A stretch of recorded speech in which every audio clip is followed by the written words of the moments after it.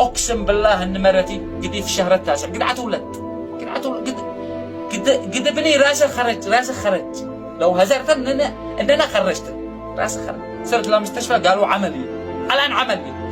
لو تشلوا هالصين لو تشلوا مستحيل عمليه ولا الولد عيتشوه وما عتموت وانت عتموت. قالوا لي انا قالوا عتموت انا اموت ما دخل. قالوا انت ابوه ما انت عتموت وامه وبنت خالد عار امه عتشتغل وجدد ابوه والد عار ابوه امك عيجي لها فشل كلوي ضروري عملي.